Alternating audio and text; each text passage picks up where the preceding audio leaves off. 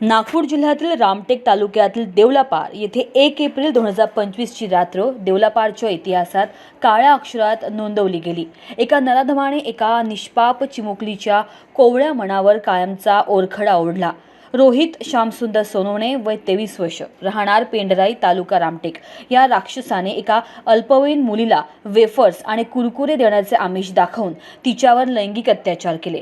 या घटनेने देवलापारच नव्हे तर संपूर्ण महाराष्ट्र हादरलाय। सायंकाळच्या वेळी जेव्हा मुले खेळण्यात रमलेली असतात तेव्हा रोहितने या चिमुकलीला आपल्या जाळ्यात ओढले।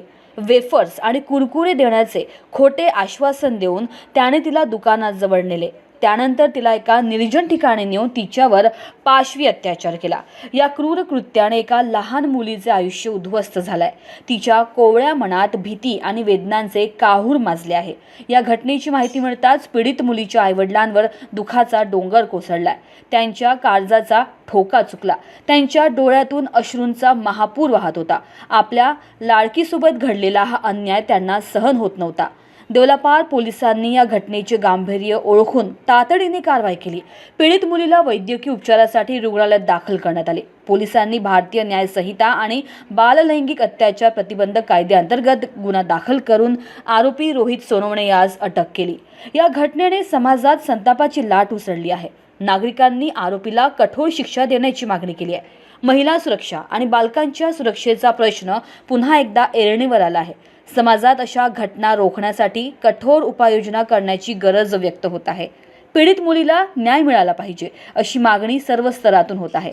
आरोपीला कठोर शिक्षा झाली पाहिजे, जेणेकरून भविष्यात कोणीही अशा प्रकारचे कृत्य करण्याचे धाडस करणार नाही। अशा घटना समाजात का घडतात? लहान मुली सुरक्षित नाहीत का? समाजाने यावर विचार करण्याची गरज आहे। इंडिया न्यूज TV 24 करिता पूनम बोरकर, नागपूर।